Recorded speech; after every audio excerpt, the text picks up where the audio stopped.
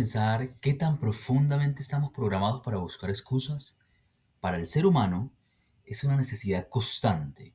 Cuando la vida nos golpea con un evento fortuito o cuando nos dejamos llevar por una pasión que luego lamentamos, tendemos a transferir la responsabilidad a algo fuera de nuestro control. En la antigüedad, esta necesidad tenía nombre y forma: los dioses. Si un héroe realizaba una proeza, era el dios que había insuflado fuerza dentro de él. Si actuabas, digamos, impulsivamente, la culpa era de Afrodita o simplemente Zeus te había quitado tu juicio. Pero, ¿qué sucede cuando la humanidad por primera vez deja de culpar a los dioses por el caos y decide mirar hacia adentro y hacia el mundo, buscando una explicación que sea lógica, coherente e impersonal? Bienvenidos a Edutama, el canal donde exploramos las historias y las ideas que moldearon nuestro pensamiento. Hoy viajamos al siglo VI antes de Cristo, a la costa occidental de Asia Menor, a la bulliciosa ciudad de Mileto. Vamos a desentrañar el momento en que se produjo la concepción de la filosofía griega, un evento extraordinario que consistió en el abandono consciente de las soluciones mitológicas para los problemas fundamentales de la naturaleza y del universo. Este no fue un cambio, digamos, gradual, fue una revolución intelectual impulsada por una fe radical, la fe en que el mundo, bajo sapiencia caótica, esconde un orden racional e inteligible.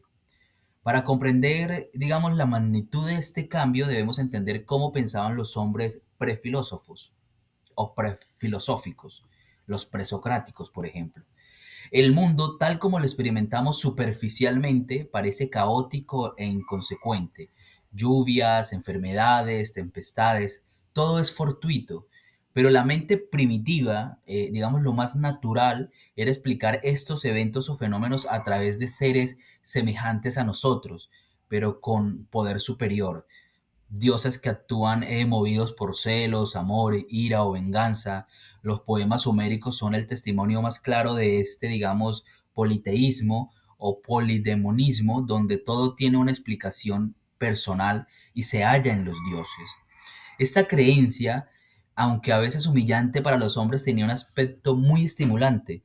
Digamos que asumía que los poderes que gobiernan el universo se ocupaban íntimamente de los asuntos humanos. Si te arruinabas era por la enemistad de un dios, etcétera. La filosofía entonces nació cuando en la mente de algunos hombres cobró forma la convicción de que este caos aparentemente oculta un orden subyacente y que ese orden es el producto de fuerzas impersonales. De repente, el padre de los dioses y de los hombres y su divina familia se transformaron en una necesidad impersonal, en una cuestión de leyes naturales. Esta transición de las deidades antropomórficas a una interacción de aires, etérees, aguas y otras cosas extrañas fue para muchos una sensación de soledad y de abandono, pero fue el primer paso para despojar al cosmos de su vestimenta mítica, el paso del mitos al logos. ¿Por qué esta revolución surgió en Mileto y no en Tebas o en Atenas? Pues aquí el contexto social y económico fue fundamental. Recordemos que Mileto en el siglo VI antes de Cristo pues era un centro de asombrosa energía, un puerto comercial rico y vibrante, metrópoli de al menos 45 colonias. Su riqueza provenía del comercio, la navegación, la industria manufacturada, y pues esta prosperidad era tan evidente que el alto nivel de vida era considerado producto de la iniciativa y la inventiva humanas, relegando de esta manera a los dioses a un segundo plano. Esto creó un espíritu secular y lógicamente materialista que se expresaba incluso en su poesía. Para el poeta Minervo a finales del siglo VII ya sugería que los dioses, si existían, pues debían tener cosas mucho más importantes que pensar o que inmiscuirse en los asuntos humanos. Este ambiente propició un factor crucial: el ocio.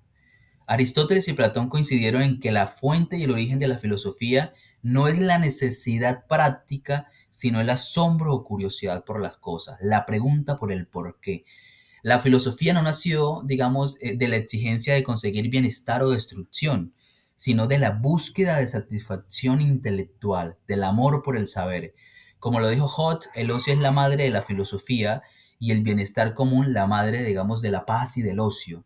Mientras que en los imperios orientales vecinos a Mileto, lo que sería Egipto y Mesopotamia, el pensamiento estaba obstaculizado por sistemas teocráticos despóticos. En Mileto, la libertad de pensamiento no estaba, digamos, impedida por la exigencia de una sociedad teocrática. Sin embargo, Mileto no era una isla intelectual. Sabemos que sus primeros exponentes, tales Anaximandro, Anaxímenes, tuvieron contacto directo con el pensamiento oriental. Tales, por ejemplo, viajó a Egipto y probablemente utilizó la ciencia babilónica para predecir un eclipse.